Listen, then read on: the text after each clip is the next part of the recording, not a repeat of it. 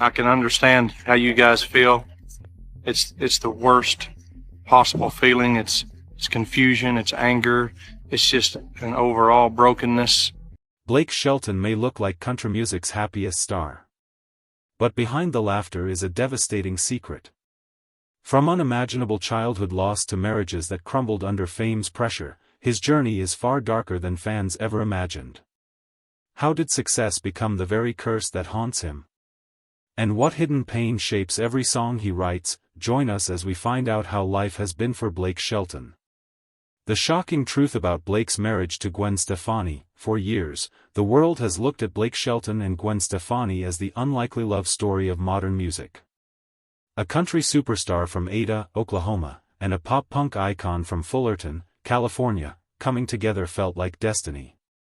Their romance blossomed in late 2015 on the set of The Voice, where both were reeling from painful divorces.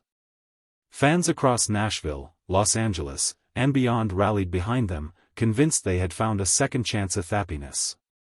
But now, behind the carefully curated Instagram posts and red carpet appearances, whispers from credible outlets like People magazine and TMZ paint a much darker picture. According to multiple industry insiders, Blake and Gwen are no longer sharing the same home full-time.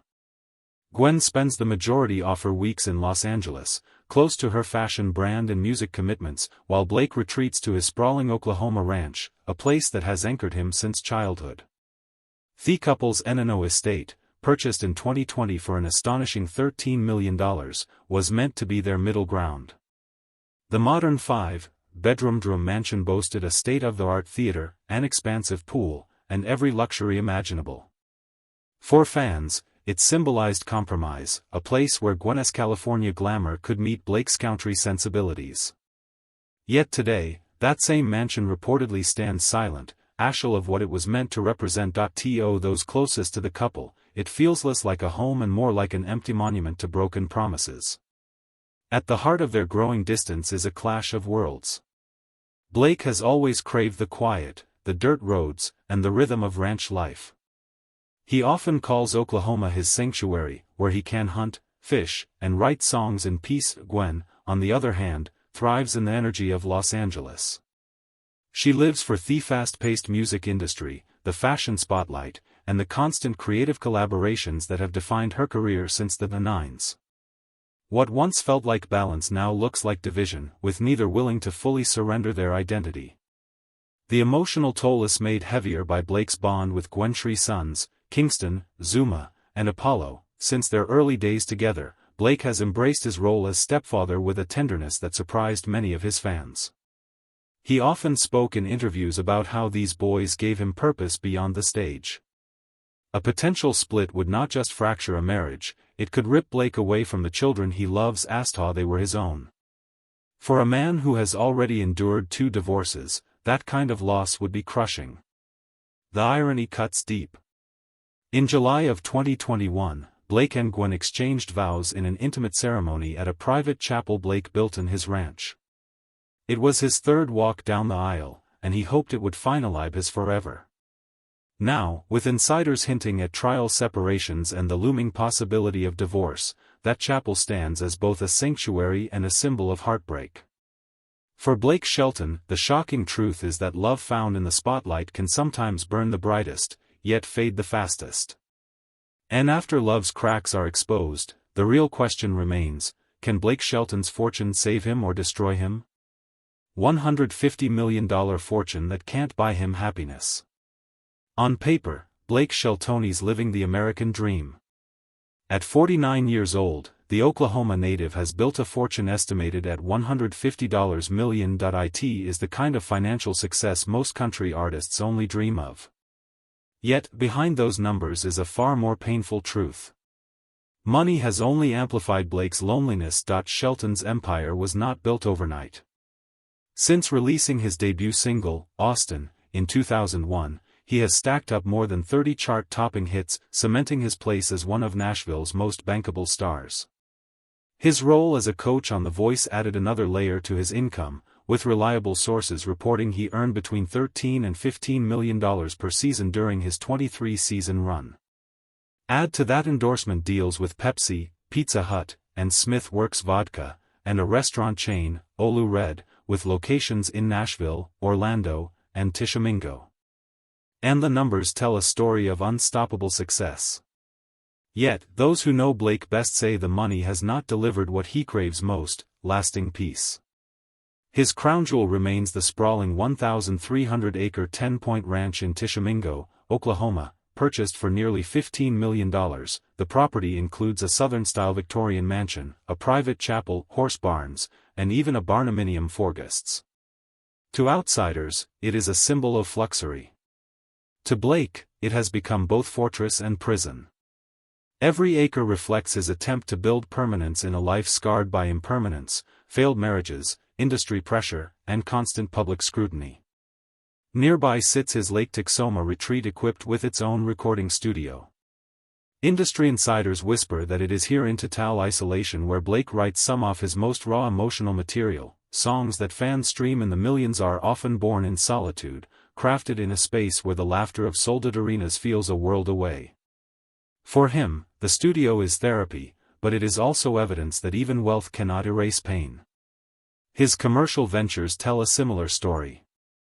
Olu Red was supposed to connect fans to his authentic small-town roots, blending country music, southern food, and hospitality. Instead, it has become another branded outpost, a place where authenticity is packaged and sold.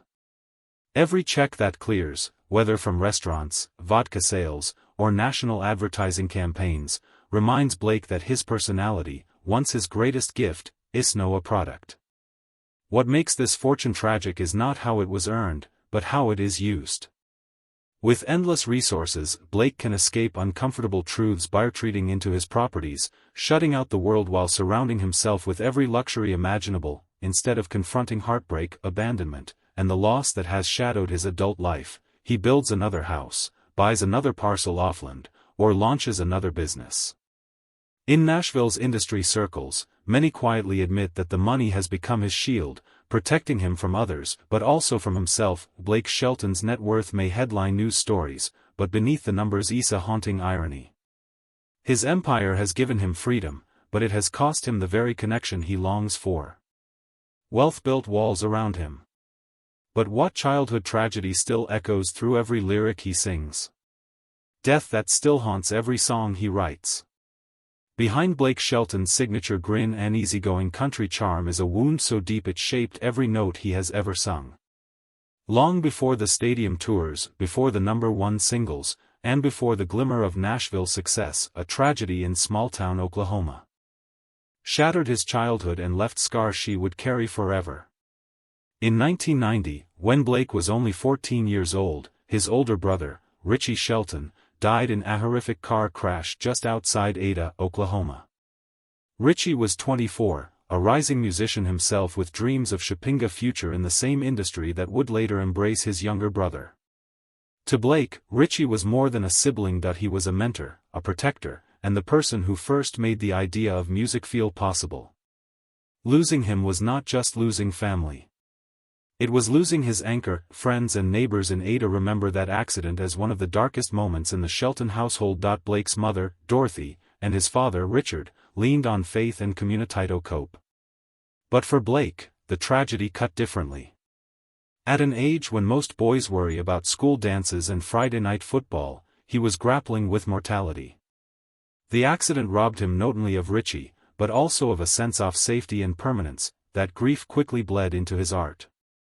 By 12, Blake had already been playing guitar under the guidance of his uncle, Ronnie Millsap. And after Richie's passing, the instrument became his lifeline.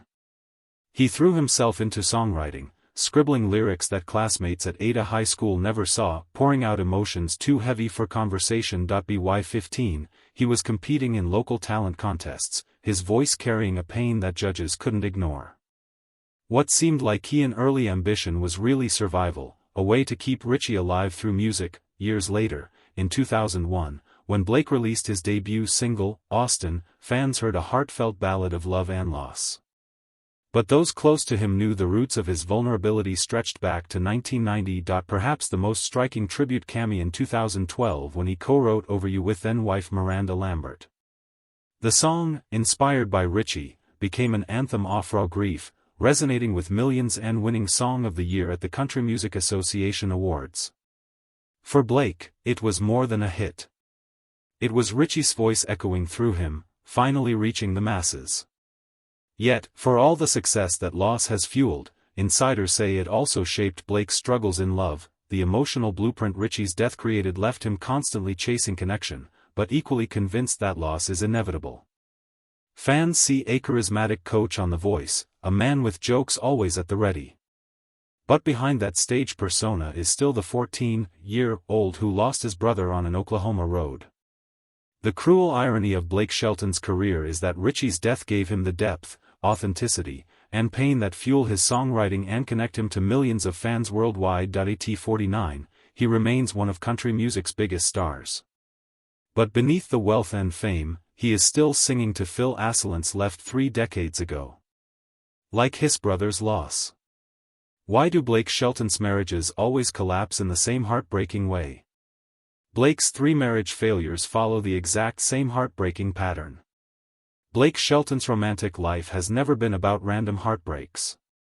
Each of his 3 major marriages unfolded like a haunting replay of the same painful script: initial bliss, deep connection, and then the inevitable collapse. Psychologists call it unresolved trauma. Fans see it as a tragic cycle. In 2003, Blake married his high school sweetheart, Ket Williams, in a small ceremony back home in Oklahoma. She had known him long before the bright lights of Nashville, and for a while, their love seemed unshakable.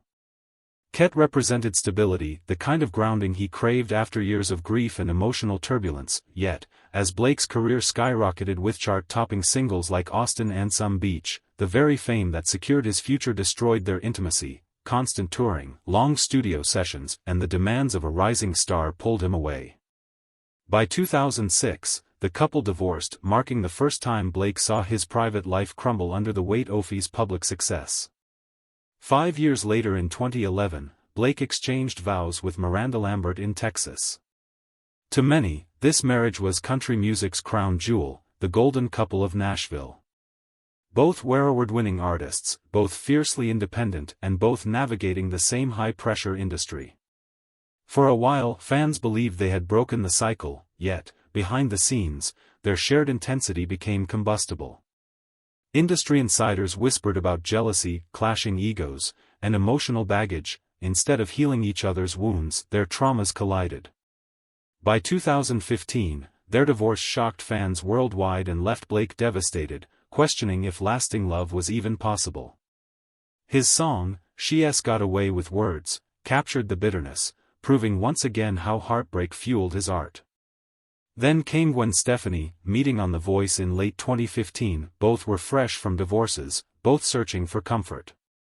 Their connection was instant, built on mutual pain. Initially, their differences felt exciting. His Oklahoma roots blended with her California glamour. Yet, insiders now reveal the cracks. Gwen's life in Los Angeles versus Blake's isolation on his Oklahoma ranch. The pattern is clear. Blake's unresolved grief fuels a subconscious fear of abandonment. Each marriage begins with hope, but ends with the same heartbreaking confirmation that no matter how much he loves, he cannot escape the shadow of loss. How big is Blake's cage? When fame became a cage instead of a dream. The story of Blake Shelton's rise in country music sounds like every aspiring artist's fantasy. In 2001, his debut single Austin ruled the Billboard Hot Country Songs chart for 5 consecutive weeks. At just 25, he became the voice of heartbreak for an entire generation. By 2004, Some Beach cemented him as a Nashville powerhouse. Yet behind the applause, Blake discovered that success could feel less like a dream and more like a cage. Every milestone came with a hidden cost. His first marriage to Ket Williams collapsed as the demands of his career pulled him farther from the small-town stability he once cherished. Touring schedules consumed his time, while Nashville's industry machine demanded constant presence. The higher climbed, the more disconnected he became from the grounded life in Oklahoma that shaped him. This tension only deepened with Miranda Lambert. Their 2011 marriage became a media spectacle, and together they looked like country music's perfect couple. But success meant constant separation. Months on tour buses, nights in recording studios, and lives played out under the